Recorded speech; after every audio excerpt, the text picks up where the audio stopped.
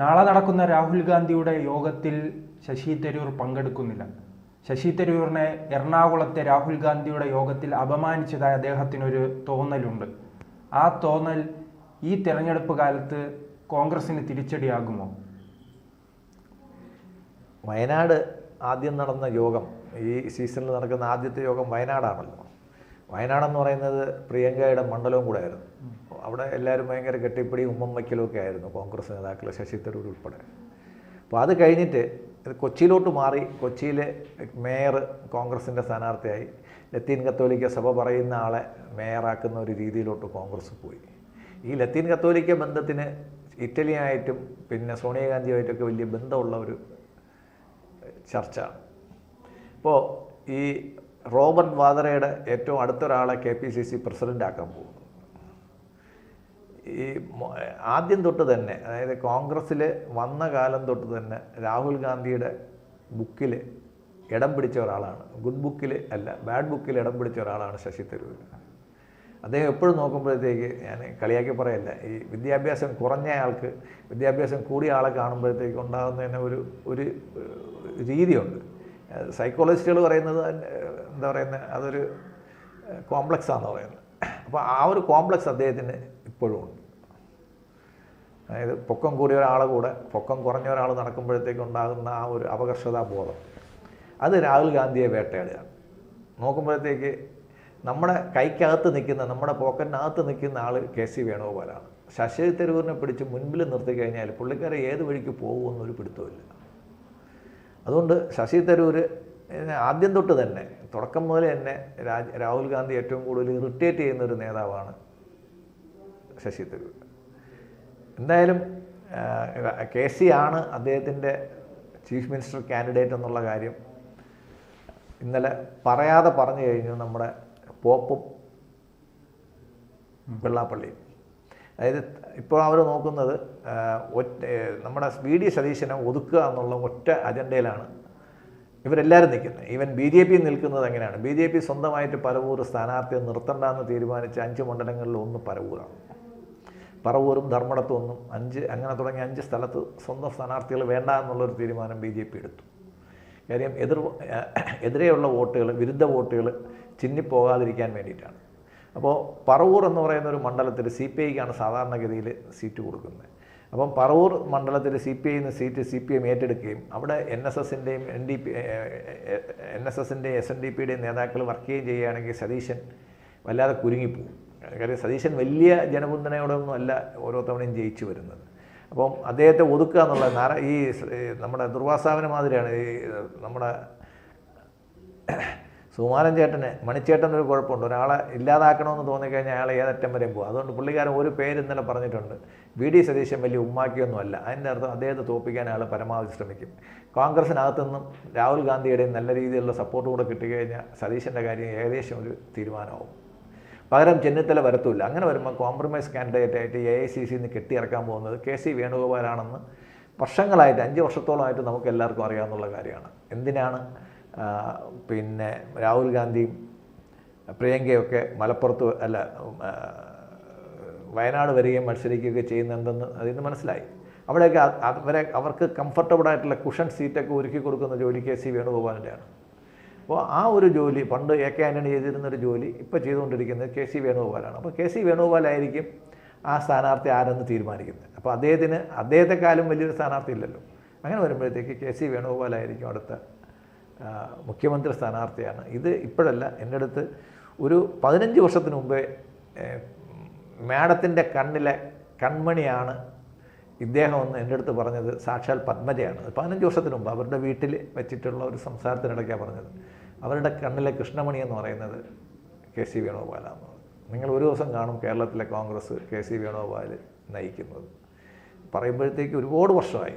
അന്നൊന്നും നമുക്ക് KC വേണുഗോപാൽ, അന്ന് അദ്ദേഹം കേന്ദ്രത്തിൽ വെറുതെ ഒരു ടൂറിസം സഹമന്ത്രി എന്തോ ആയിരുന്നു, വളരെ ചെറിയൊരു പോസ്റ്റിലായിരുന്നു. അന്നേ പത്മജ പറഞ്ഞ ഒരു വാക്കാണ് KC വേണുഗോപാൽ സൂക്ഷിക്കുക, അയാൾ കേരളത്തിലെ നമ്പർ 1 ആവുന്ന ഒരു ദിവസം വരുമെന്ന്. കാര്യം പത്മജയ്ക്ക് അതിനെ പറ്റിയിട്ട് കൂടുതൽ അറിയാം. അതാണിപ്പോൾ വരാൻ പോകുന്നത്. ഈ ഇലക്ഷൻ കഴിഞ്ഞ് UDFന് മെജോറിറ്റി കിട്ടുകയാണെങ്കിൽ AICC കാൻഡിഡേറ്റായിട്ട് വരുന്നത്. ഈ ശശി തരൂരിനെ കുറിച്ച് വല്ലതും പ്രവചിച്ചിട്ടുണ്ടോ? അല്ല, അന്ന് ശശി തരൂർ ഒരു വലിയ സംഭവം ആയിട്ടില്ലായിരുന്നു കേരളത്തിൽ. അല്ല, ശശി തരൂരിന് സ്വന്തമായിട്ട് നമ്മാട്ടി ഉണ്ടാക്കി വഴിവെട്ടി കൊണ്ടുപോകുന്ന ഒരു നേതാവാണ് തിരുവനന്തപുരത്ത് ശശി തരൂർ എന്ന് പറയുന്നത്. കാര്യം ശശി തരൂർ തിരുവനന്തപുരത്ത് മത്സരിക്കുമ്പോഴത്തേക്ക് കോൺഗ്രസിൻ്റെ ഏറ്റവും മോശപ്പെട്ട സമയങ്ങളിൽ അദ്ദേഹത്തിൻ്റെ വോട്ട് കുറഞ്ഞിട്ടുമില്ല, കോൺഗ്രസിൻ്റെ ഏറ്റവും നല്ല സമയത്ത് അദ്ദേഹത്തിൻ്റെ വോട്ട് കൂടിയിട്ടുമില്ല. കാര്യം അദ്ദേഹത്തിന് സ്വന്തമായിട്ടുള്ളൊരു വോട്ടിംഗ് കമ്മ്യൂണിറ്റി ഉണ്ട്. ആ കമ്മ്യൂണിറ്റി, ജാതിയല്ല ഞാൻ പറയുന്നത്, വോട്ടിംഗ് അദ്ദേഹത്തിൻ്റെ ഒരു ഫാൻസ് അസോസിയേഷൻ പോലെയോ അല്ലെങ്കിൽ അദ്ദേഹത്തിനെ കണ്ട് ആളറിഞ്ഞ് വോട്ട് ചെയ്യുന്ന കുറേ പേരുണ്ട്. തിരുവനന്തപുരത്തിൻ്റെ ഒരു പ്രത്യേകതയാണ്, നമ്മൾ ഓർക്കുകയാണെങ്കിൽ തിരുവനന്തപുരത്ത് നിന്ന് ജയിച്ചിട്ടുള്ളതിൽ വ്യക്തിത്വമുള്ള സ്ഥാനാർത്ഥികളിൽ പലരും ജയിക്കുന്നത് അവരുടെ വ്യക്തിത്വം കൊണ്ട് മാത്രമാണ്, പാർട്ടിയുടെ പിൻബലം കൊണ്ടൊന്നുമല്ല. നമ്മുടെ പഴയ CPIയുടെ മുഖ്യമന്ത്രിയായിരുന്ന അദ്ദേഹം ഇവിടുന്ന് പി കെ വാസുദേവനൊക്കെ തിരുവനന്തപുരത്ത് ജയിക്കുന്നത് PKV എന്നുള്ള വാക്കുകൊണ്ടാണ്, അല്ല CPIക്കാർ വോട്ട് ചെയ്തിട്ടോ അല്ലെങ്കിൽ CPMകാർ വോട്ട് ചെയ്തിട്ടോ ഒന്നുമല്ല. അപ്പം നല്ല കാൻഡിഡേറ്റിനെ തിരുവനന്തപുരം എപ്പോഴും സപ്പോർട്ട് ചെയ്തിട്ടുണ്ടായിരുന്നു. അപ്പോൾ അങ്ങനെയാണ് ശശി തരൂർ തിരുവനന്തപുരത്ത് പലപ്പോഴും രക്ഷപ്പെട്ടു പോയിട്ടുള്ളത്. ഏറ്റവും മോശപ്പെട്ട സമയങ്ങളിൽ പോലും, ഏറ്റവും നല്ല ടൈറ്റ് ഫൈറ്റിനെ പോലും അദ്ദേഹം അതിജീവിച്ചു വന്നിട്ടുണ്ട്. അങ്ങനെ ഒരാളെ കോൺഗ്രസ്സിന് ഒരിക്കലും ഇഷ്ടമല്ല. കോൺഗ്രസ്സിൽ തന്നെത്താനെ വഴിവെട്ടുന്നവരെ പോലും ഇഷ്ടമല്ല, തന്നെത്താനെ പ്രൊമോട്ട് ചെയ്യുന്നവരെ തീരെ ഇഷ്ടമല്ല. അപ്പോൾ ഞാൻ ഈ നേരത്തെ പറഞ്ഞ പോലെ, എന്നിട്ടും ശശി തരൂർ എന്തിന് കടിച്ചു തൂങ്ങി അവിടെ നിൽക്കണം? വേറെ എവിടെ പോകാനാണ്? കാര്യം പുള്ളിക്കാരനെ സംബന്ധിച്ചോളം BJPക്ക് അദ്ദേഹത്തിൻ്റെ ഒരു അത്യാവശ്യം വന്നിട്ടില്ല. BJPയിൽ ആൾറെഡി നേതാക്കന്മാരുടെ ബാഹുല്യമുണ്ട്. അദ്ദേഹത്തിന് കേരളത്തിൽ സംബന്ധിക്കുമ്പോൾ ഒരു പ്രധാനപ്പെട്ട നേതാവല്ലേ ശശി തരൂർ? കേരളത്തിലൊരു നേതാവാണ് കോൺഗ്രസിൻ്റെ. പക്ഷേ അദ്ദേഹം MP എന്നുള്ളൊരു സ്ഥാനത്ത് എത്തിയതുകൊണ്ട് മാത്രവും തിരുവനന്തപുരത്ത് തുടർച്ചയായിട്ട് തിരഞ്ഞെടുക്കപ്പെട്ടതുകൊണ്ട് മാത്രമാണ് അദ്ദേഹം ഇതുവരെ സൈഡ് ലൈൻ ചെയ്യാതെ പോയത്. അദ്ദേഹം കഴിഞ്ഞവണ തോറ്റിരുന്നെങ്കിൽ ശശി തരൂർ എന്നുള്ള പേര് നമ്മളാരും പിന്നെ കേൾക്കത്തില്ലായിരുന്നു. കേരളത്തിൽ ഇപ്പോൾ അദ്ദേഹത്തെ പിന്താങ്ങുന്നത് കോഴിക്കോട് MP രാഘവൻ മാത്രമേ ഉള്ളൂ. വേറെ ആരും അദ്ദേഹത്തെ കേരളത്തിൽ പിന്താങ്ങുന്നതായിട്ട് നമുക്കറിയില്ല. അപ്പം വളരെ ചെറിയൊരു സർക്കിളിൽ നിൽക്കുകയും തിരുവനന്തപുരത്ത് പോപ്പുലറായിട്ട് നിന്ന് ജയിക്കുകയും ചെയ്യുന്ന ആൾ പറഞ്ഞു, ഞാനിനി പാർലമെൻ്ററി ഇലക്ഷനിലേക്ക് ഇല്ല എന്ന് കഴിഞ്ഞോണം പറഞ്ഞു. അസംബ്ലി ഇലക്ഷന് പുള്ളിക്കാരൻ മത്സരിക്കുകയാണെങ്കിൽ, മുഖ്യമന്ത്രി സ്ഥാനം ഓഫർ ചെയ്യുകയാണെങ്കിൽ മാത്രമേ അദ്ദേഹം മത്സരിക്കത്തുള്ളൂ. മത്സരിക്കുന്നില്ലെങ്കിൽ അദ്ദേഹത്തിന് എഴുത്ത്, വായന, പ്രസംഗം, അങ്ങനെ അദ്ദേഹത്തിന് അറിയാവുന്ന ഒരുപാട് തൊഴിലുകളുണ്ട്. അദ്ദേഹം എവിടെയാണോ ബഹുമാനിക്കപ്പെടുന്നത്, നമ്മൾ ഒരിടത്ത് പോകുന്നത് നമ്മൾ ബഹുമാനിക്കപ്പെടുന്നിടത്ത് പോകണമെന്നാണല്ലോ. അപ്പോൾ അദ്ദേഹത്തെ ബഹുമാനിക്കപ്പെടാത്ത ഒരു സ്ഥലത്ത് അദ്ദേഹത്തെ പോലെ സംസ്കാര സമ്പന്നനായ ഒരാൾ തീർച്ചയായിട്ടും പോകത്തില്ല. കോൺഗ്രസ് കൊണ്ടേ അദ്ദേഹത്തിന് ജീവിക്കണമെന്നില്ല. കോൺഗ്രസ്സിൽ വരുന്നതിന് മുമ്പ് അദ്ദേഹം ജീവിച്ചിരുന്നു. കോൺഗ്രസ്സിൽ നിന്ന് പോയി കഴിഞ്ഞാലും അദ്ദേഹം ഇപ്പോൾ ഉള്ളതിനേക്കാളും നല്ല സ്പേസിൽ ജീവിക്കുമെന്നുള്ള കാര്യം നമുക്ക് ഉറപ്പാണ്. എന്തായാലും CPMലോട്ടും BJPയിലോട്ടും ഒന്ന് പോയി ചെറുതാവാൻ, ഇപ്പം BJPയിലോട്ട് പോയി കഴിഞ്ഞാലും ചന്ദ്രശേഖറിന് താഴെ നിൽക്കാൻ വേണ്ടിയിട്ട് എന്തായാലും അദ്ദേഹം തയ്യാറാവത്തില്ല. അദ്ദേഹം കേന്ദ്രത്തിൽ ഏതെങ്കിലും ഒരു പോസ്റ്റ്, കേന്ദ്ര ഗവൺമെൻറ്, എനിക്ക് തോന്നുന്നു, ഞാൻ വളരെ മുമ്പ് പറഞ്ഞ പോലെ ചിലപ്പോൾ ഒരു ഉപരാഷ്ട്രീയ സ്ഥാനം അങ്ങനെ എന്തെങ്കിലുമൊക്കെ പറയുകയാണെങ്കിൽ അദ്ദേഹത്തെ BJPക്ക് പരിഗണിക്കുന്നതിനകത്ത് തെറ്റൊന്നുമില്ല. അല്ലാതെ ഈ കോൺഗ്രസ് വിട്ട് ഇപ്പോൾ ഗുലാം നബി ആസാദിനെ പോലെ വേറൊരു പാർട്ടി ഉണ്ടാക്കാനോ, ഗുലാം നബി ആസാദ് ഇദ്ദേഹത്തിൻ്റെ കൂടെ നിന്നിട്ട് വിട്ടു ജമ്മു കാശ്മീരിൽ പോയി പുതിയ പാർട്ടിയൊക്കെ ഉണ്ടാക്കി, ആസാദ് കോൺഗ്രസ്സൊക്കെ ഉണ്ടാക്കി, അവിടെ ആർക്കും വേണ്ടാത്ത ഒരാളായിട്ട് നിൽക്കുകയാണ്. അപ്പോൾ അതിന് പകരം ശശി തരൂരിന് ആൾറെഡി ഒരു സ്പേസ് ഉണ്ട്, അന്തസ്സുള്ള ബഹുമാനമുള്ള ഒരു സ്പേസ് ഉണ്ട്. ആ സ്പേസിൽ അദ്ദേഹം വളരെ കൺവീനിയൻ്റാണ്. പൈസയ്ക്ക് അത്യാഗ്രഹമൊന്നും ഇല്ലാത്ത ഒരാളാണ്. ആവശ്യത്തിനുള്ള വരുമാനം, റോയൽറ്റി അദ്ദേഹത്തിന് അല്ലാതെ തന്നെ വരുന്നുണ്ട്. ആ പൈസയൊക്കെയാണ് അദ്ദേഹം തിരുവനന്തപുരത്ത് ഇലക്ഷന് ചിലവഴിച്ചിട്ടത്. എനിക്ക് നേരിട്ടറിയാമെന്നുള്ള പലപ്പോഴും AICCയുടെ ഫണ്ട് അദ്ദേഹത്തിന് കിട്ടിയിട്ടില്ല. അഥവാ കിട്ടുന്നുണ്ടെങ്കിൽ തന്നെ ഇലക്ഷൻ്റെ തലേ ദിവസം അല്ലെങ്കിൽ തലയ്ക്ക് തലേ ദിവസം നിൽക്കും. മനഃപൂർവ്വം തിരുവനന്തപുരത്തെ ഫണ്ട് ഒരുപാട് തവണ താമസിപ്പിച്ചിട്ടുണ്ട്. അത് ചെയ്യുന്നത് അദ്ദേഹത്തിൻ്റെ ഇലക്ഷൻ തോൽപ്പിക്കാൻ വേണ്ടിയിട്ട്. ആ സമയത്തൊക്കെ അദ്ദേഹം സ്വന്തം ഫണ്ട് പമ്പ് ചെയ്തിട്ടാണ് പലപ്പോഴും അദ്ദേഹം തിരുവനന്തപുരത്ത് ഇലക്ഷൻ മാനേജ് ചെയ്തിട്ടുള്ളത്.